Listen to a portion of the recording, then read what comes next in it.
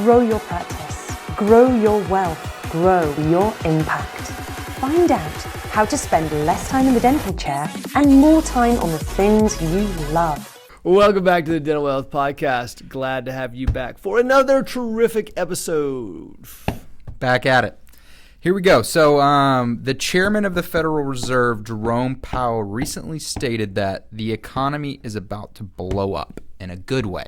So what are your thoughts on that? What does that mean for dentists in their personal life, and what does that mean for their practice? Buy Dogecoin. No, I'm just kidding. Lots of it. Dogecoin and GameStop. Dogecoin and GameStop. There you go. It's interesting. I saw the interview. You and I were discussing it, and it was interesting because I was a little bit taken back by the Federal Reserve Chairman saying, hey, I was scared to death last year at this time, and had it not been for the stimulus packages, what would have happened to the economy, and seeing it in his face and his eyes. I mean, it was pretty scary, actually. I mean, because that, the insight he has to the U.S. economy, and the remarks about the economy moving in a positive direction by the Federal Reserve Chairman says a lot, right? Yeah. And so, his expectation is that the economy is going to continue. Now, what effect that has on the stock market is another question, and what effect it has on Dogecoin. And do you think it's mainly because people are coming out now? Did he say what his businesses becoming back into full swing of things, and people spending money, and then there's a surplus of market. Corporations are holding on still to a lot of capital. There's going to be a lot of expenditure still, and I don't know if a oncoming tax policy will affect that, but we do know that at least for a short period, the expectation is the economy is going to do well. Okay, now we can talk about market corrections, and there's the assumption of market correction in those, but let's just go back to the Federal Reserve Chairman's remarks about that, which is, we don't know. Nobody has a crystal ball. If you do, you should be in arbitrage moves and doing all kinds of things instead of working in a dental chair. And so do be the next George Soros or whatever, but we don't know 100% anything. But let's go back to that being an indicator and looking at that as an indicator. So I always say there's seasons, right? And let's take 2020. 2020 was a winter. Now, a lot of our clients did very well in that winter, but and winter is a time of winter is a time to get better. It's a time to harness your skills. When things become tough, that's what challenges you. It's when you find out who your friends are, the team members that were loyal. It's when you find out, those things are those callous of those hard times is when you find out who's really truly in your circle, or the people who were kind of takers but acting like givers. And so we look at this and say, okay, it was a time to learn, time to become more successful. It's a time to grow, because some people gained a lot of team members and some people lost a lot of team members, right? And so that's what I'm saying is you start to realize certain things, and then you become better as a leader. You become, your organization becomes better. Maybe you didn't store enough capital and you realize you got to have more capital. Maybe you didn't have enough access to capital. Maybe you were living paycheck to paycheck and realized that's not a strategy. And if it hadn't been for the government, a lot of people realized they didn't have the right team.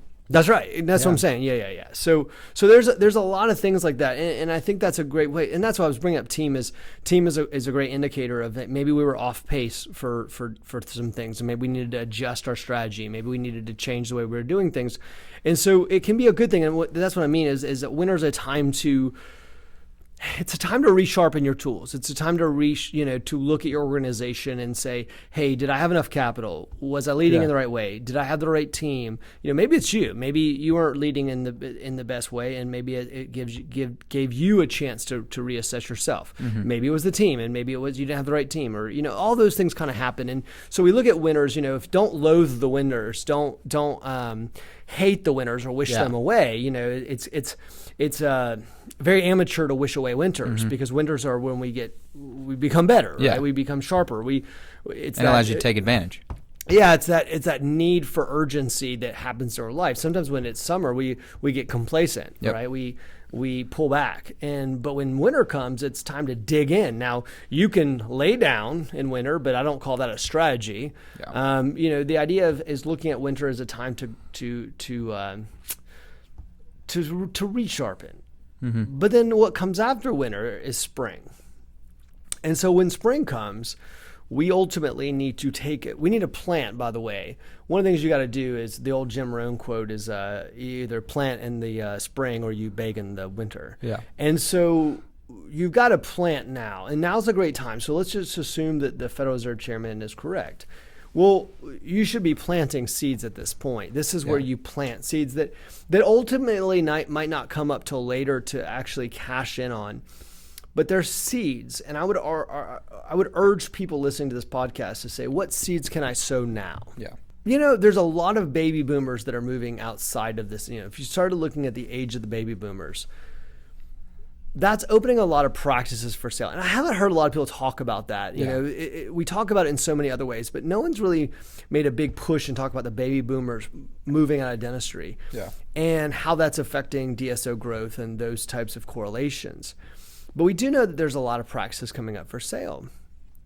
And as those practices start to come up for sale, we have to start saying, is that one of the seeds we want to sow? Having the right team. I was writing down some thoughts yesterday, and I wrote down, it was a question to myself, but it was a question to kind of anybody else is, do you have the leadership team that can help you grow 300%? Let's assume, that over the next few years, you want to go 300%. Do you have the right leadership team to do that? Well, that's a seed you sow. And because what ends up happening is when winter comes, if you have the right leadership team, they can help you get through it. And investments, what investments do we make now? So if we assume that the economy is going to increase, maybe one of the things I might want to do as a dental practice owner is invest in technology that allows me to go increase the average revenue. Maybe it's a course and maybe you don't take the course, but maybe you have your associate take the course. Maybe it's bring in implants or Invisalign. We have a doctor that's a client of ours that I think is like the #1 producer of Invisalign in the nation. So is it bringing in things like Invisalign and planting those seeds now? Because what are you doing to take advantage? Yeah, because if the marketplace is increasing, if there's excess capital in the marketplace, it's like the old Grant Cardone is. Grant Cardone is. Anyone who knows who Grant Cardone is, he's a little douchey, but I mean he is. I mean I don't have mind saying that. I'd say it to his face, but he does say some things that pearls of wisdom that I like. And one of the things that Grant Cardone says is, and I really like it, is who's got my money? Yeah. Which is a little douchey, but let me kind of unwind it a little bit to make it. Now he'll say like, who got my money just to get your attention? It's a shtick, right? Yeah. It's not really, if you actually had a conversation with him, I think you'd have a more intellectual conversation. But if you listen to what he says after that, which is so true, which is what he says after that statement aligns with my philosophy completely. He says, who's got my money? Which is all you have to do is find out who has your money and you provide value to that person. So some patient out there's got your money, so to speak, okay? And by the way, I don't mean this in any way to disregard the professionalism of it's not that. It's just to say that in a marketplace, in an economy, there are people who have the disposable income to invest in your services. Now, you can say, you don't have to say who's got my money. You can say who can I provide value to, however you want to say it. But still, it's the same notion. You'd still be looking at it that way. Which is to say, if the economy is rising, that means more people have my money. More people I have more people that I have the ability to provide for. Yep. Am I getting ready? Am I sowing seeds today that are preparing for the future economy? Am I increasing the amount of average revenue? Because that's going to be a huge key for the future. Am I looking at that now? Am I positioning myself to take advantage of the future marketplace? And by the way, we plant those seeds so that we can sow them. And then that way we can, when we do harvest, we have capital so that when winter comes again, and it will, we are prepared for that winter. And we can buy things on sale because things will then, be on sale. And it might be dental practices, by the way. Right now, it's a seller's market. But it won't always be. Yeah. And I think people will look at markets like today with dental practices. I think it was you? I think it was somebody said, no, it was somebody else on our team yesterday, said to me, he said, we went through this practice and gave me the fundamentals of this practice. And we were talking through it and we were like, this practice is garbage. I mean, it really was, but it was for sale. And the broker was trying to get 120% of revenues, but this thing was a declining mess, right? Yeah. And brokers are showing a little greed right now and trying to capitalize on the market. Look at that's. I mean, look at the housing market right now. It's Oh boom. my Like gosh. houses are going like crazy left and right, but they're going way more than what they're worth. Same thing with the dental practice. That's right. So you can either be on two ends of the spectrum. You can either, we always say, you know, if you're eventually going to sell your practice, how do I increase the valuation? Like, now is the time to do it. If the economy's coming up, how can you get the most out of your practice if you're looking to get out? But if you're trying to keep and expand, this is an opportunity for you to be able to do that as well. But I think you got to be watching because, as I said, I think it was the last podcast I was talking about the bias in the marketplace. I mean, I think that people, oh, it's a great time to sell. I can get $300,000 more for my practice. Look, that's nothing. After you pay taxes on it and you put it in an investment account, it's chicken feed. Okay, stop. So it's got to position at the right time. So I think you got to be careful in that. But I do think you have to look at the market and say the market upcoming is. By the way, when I tell someone how to buy a dental practice, we don't overpay for stuff that's garbage. Like, don't buy a house that's worth $150 and pay $800,000 for it, which was happening in 2005. Yeah, it's a $150,000 house. If the practice doesn't make sense, don't buy it just because you think 3 other people want to buy it. Yeah, that's called emotional purchasing. We don't make decisions on emotion. We make financial decisions, and so. It's like the person who buys the car now because the sales. Because it's 0% APR. I was looking at a car recently and I got a message. Literally, it was a text message from the dealer, and she, I think it was a car salesman. I think I still have it. I think she said like, "Hurry up and buy it now before your chance runs out or something." I was like, your 60-day guarantee 0% runs out. Hold on, I really want to be. I almost want to find it. Oh. I was calling to see how I could. No, this isn't it. Hold on. You keep talking here. I'm going to find this. It makes me laugh. Hold on. Go ahead. Keep going. They always do that. I mean, when you're in any kind of sales situation, it's always the deal. It's what's happening now. That's why they have Black Fridays. That's why they do all the sales in this winter. Is because they know people have the cash to spend to buy stuff. So it's just like now in a market like this, it's hey. You need to be buying this stuff, or hey, like last year it was like PPP loan. Well, you can go buy this with the money that you allocate. It's all different stuff. I mean, it just depends on the marketplace. I can't find it. I was really hoping to find it. It made me laugh yesterday morning, but it was like, hurry up and buy it now before it runs out. Well, scarcity and pushing in that scarcity. But I want to ask the listeners of this podcast, what are you doing to prepare for a growth in the economy? How are you positioning the business for a growth in the economy? Yeah. Are you positioning it for a growth in the economy? What investments are you making? So what kind of investments should you be making right now? You should be realizing that if the economy increases, there's an additional amount of disposable income. Disposable income allows you to increase the average revenue. If you can increase the average revenue, are you there to take advantage of the average revenue? Can you do that? Now, look, that's not against any professionalism ethics. I'm not saying, because it's not. Because look, why not you? Why not you provide that service? I mean, these are things that people need. I'm not telling you to do something that someone doesn't need, but if they need it, then ultimately speaking, you should be able to provide it. And so now's the time for you to look at the marketplace and say, okay, assuming people have more disposable income, and this is what we do in business modeling, and we'd say, okay, looking at the business moving forward, what am I doing to capitalize on economic growth? Okay.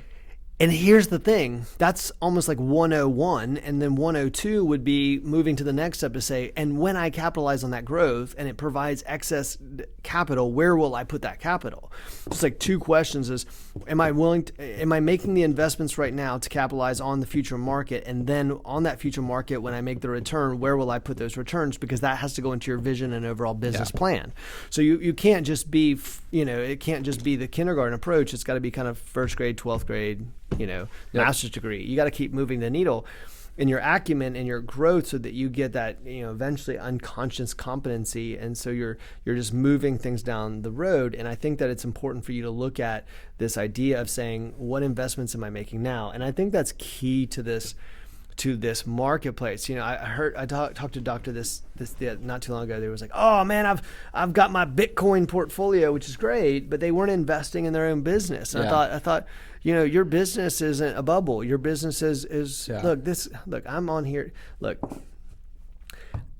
I would tell you the vast majority of people will tell you that cryptocurrency is in a bubble. Yeah. Okay.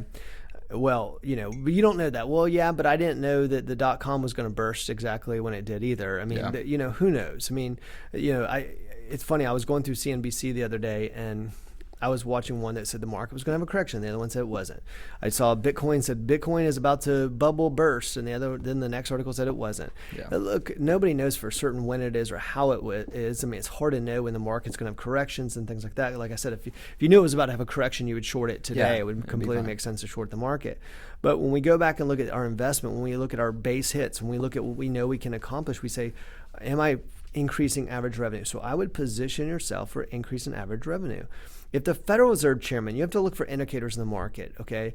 Your buddy Jim, Jim who trades, I literally got a text message yesterday, blew my mind. I have to say this, like it blew my mind. What do you think about day trading? And literally I want to say, fuck. I mean, like seriously, that's where you want. That's where you put your effort. It's like I was so mad when I got that text. Like, what do you think about day trading? I think you're a damn fool. Like, stop. Like, I remember this guy. So this is a true story. I was living in Tampa, and it was the first day trading wave or whatever. And I want to say this was it had to be 2000. It was the year 2000 before the .com bust. Because I had gotten out of the military and I was living in Tampa, and I remember this guy upstairs, and he was going to day trade for a living. I remember this. This is like and he had like, you walked upstairs to his apartment, and he had like screens. He had like the 4 screens, and everybody was giving him like $100,000, $30,000. Yeah. Man, he lost every damn dime of that money. I mean, at first he was brilliant because the market just kept going up, and the market kept, and then it went poosh, right? And so like, I get it. Well, I'm going to go buy this candlestick chart software that's going to tell me exactly when the market. Look, I'm telling you, the best software in the world. And look, I'm not going to get into the whole stock market. The whole point is this, as I'm trying to make, is that we look at markets, we look at them, focus on our business, we invest where we know we can get the return. Yeah. We know that we're going to get 30% returns or plus, minus, depending on what your profit margin is. We know that's going to end up happening. We invest for the future, and we don't look at what everyone else does. The average dentist, as far as being a business owner, is a bozo. I don't mean that in a disrespectful way. I don't mean that they're not a great person. I don't mean that they're not great in the eyes of God and the eyes of their family. I'm saying as far as being a business owner, they don't have the acumen necessary to make the right decision. So quit asking them. Look at the Federal Reserve Chairman. The Federal Reserve Chairman is telling you the economy is about to go up. He has the best insight of any single person right now in the U.S. economy. His job is to look at inflationary measures within the government and look at what's happening to the economy and slow or increase the pace of the economy. Yeah. If you think about it, his number one job is to study the pace and growth of the U.S. economy so he can increase or decrease interest rates to control inflation. That is his only job, and his number one job is to look at the economy. So now you have the number one indicator. I would argue that's the number one indicator of economic movements is the Federal Reserve Chairman is telling you it's going to happen. So then you've got to get over it and say, okay, well, that's the case. Does the Federal Reserve Chairman have better insight or my buddy Bob the dentist? Yeah. I'm going to take the Federal Reserve Chairman. I'm going to probably say he probably has a better insight than your buddy Bob. But my boy Jim said to go buy Dogecoin. Okay, I'm going to talk about the Federal Reserve Chairman and not your buddy Jimbo who bought Dogecoin and he's a Dogecoin millionaire or whatever. Okay, certainly that could happen. That's fine if you have some extra money you want to buy some Dogecoin or whatever. It's fine. We were laughing about Dogecoin before the show started because I almost bought a whole bunch of Dogecoin just for fun, and now I'm like, I wish I did, but I didn't count on it. It's not it's not like it was a joke. Yeah, it's not like you're spending the majority of your time on it. I feel like that in any other, like if I was having this conversation in any other industry, somebody would stop everything they were doing and go invest into services that increase the average revenue. And it's such a serious topic. I think most people will listen to this podcast and go, that's great now, and then they'll move on with their life. Yeah. I think you have to make a chief investment right now. I know you need to make chief investments right now, increasing average revenue. The reason why average revenue is so powerful is it increases profitability.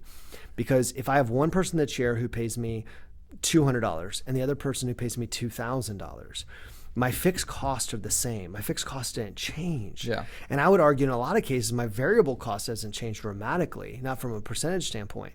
And so I would go back and look at that and start saying, hey, look, I've got to figure this thing out and start looking at it and say, look, There are opportunities right now in the marketplace for me to do awesome, amazing things. I want the person paying $5,000. Maybe it's the person paying $10,000. Maybe it's the person paying $20,000 or even $30,000 in my dental chair. Am I doing that? Am I capitalizing on that market? Am I trying to increase the average revenue if people have disposable income? How do I do that now? Are there times when my office is closed that I could bring somebody else in? What are those things that I'm doing to capitalize on this market? And if I'm not doing it, then, and by the way, the other question is who? Who can help me with this? Yeah. Who can help me move into this market? If that's the case, Eric, then where do I need to invest? How much do I need to invest? What does that end up looking like? What are my options today? You know, all those things have to be priorities within your business model and your practice. But look, we look at economic indicators. I'm telling you, as long as this podcast is on, you've got to do it. You've got to look at it and realize that if you're not planting seeds right now, I'm telling you right now, you're making a gigantic mistake by not planting seeds now. Do not watch what all your dental friends are doing. They don't know either. So don't watch them, okay? Yeah. Make investments for the future. Make investments in your dental practice. Look at average revenue. Realize there's going to be additional capital in the marketplace. How long? We don't know. Yeah. But I do know that it's coming up. But it's coming. So I would assume for at least the next 24 months, at least the next 12 to 24 months. So make the decisions. That's what I would be looking at, you know, as a dental practice owner. Figure out how you take advantage. How do you take advantage of the marketplace in this economy? And it's always this economy, right? Even in winter, it's this economy, right? How do I take advantage? I think you're always got to be looking at how to take advantage. And right now, there's some amazing opportunities to take advantage. And so when I look at statements like that, and by the way, what I do and this is a kind of a good morning practice for anyone listening, I search for indicators. I search CNBC, I search, you know, Forbes, I search, you know, this was an interview that was on 60 Minutes. I'm looking for things that are telling me indicators because most people are watching, you know, a show on Netflix. Yeah. They're too tired at the end of the day to pay attention and those types of things. I know that's the vast majority of people. But if you spend your time looking at indicators in the marketplace and things that will give you a clue is what's happening, a lot of this stuff isn't rocket science. It really isn't. It's looking at indicators and saying, look, that's an indicator. Just like I said this, look, if the Federal Reserve Chairman says that, well, that would give me a good indicator. Is it 100%? There's nothing that's 100%. If it was 100%, you'd be a trillionaire. Yeah. There's no such thing as 100%. So we look at indicators to give us a sign of what we should be doing in the marketplace. This is a great one. And what a great time. Dentistry is an amazing time right now. The amount of reinvestment that's going into dentistry, the amount of the procedures that, when we're talking about increasing average revenue, there's never been a better time in dentistry to increase average revenue. You know, whatever you want to take advantage of the marketplace, there's never been a better Patients time. are going to want to come see you this summer too. Completely. Things open up, you're going to see an influx of business. So how do you take advantage of that? How do you take advantage of that? Yeah, some people won't even increase. You know, one of the things that I was saying, you know, to our clients was, look, March is a great month. I mean, because of the fact that you had 3 extra days. Yeah. And so how do you duplicate the 3 extra days? So I think that there's a lot of ways you can take advantage over the summer of the marketplace and do awesome, amazing things. Yep. Economy's going to blow up. How you can do it? Buy Dogecoin. Lots of it. This podcast sponsored by Dogecoin. Sponsored with and Elon Musk. Use coupon code 2364 to get 10% off your next coin. Guys, thanks for listening. I'm just kidding about Dogecoin. Whatever you do what you want to do with Dogecoin. This is not the cryptocurrency podcast. Guys, enjoy. Good talking to you. We'll see you next time.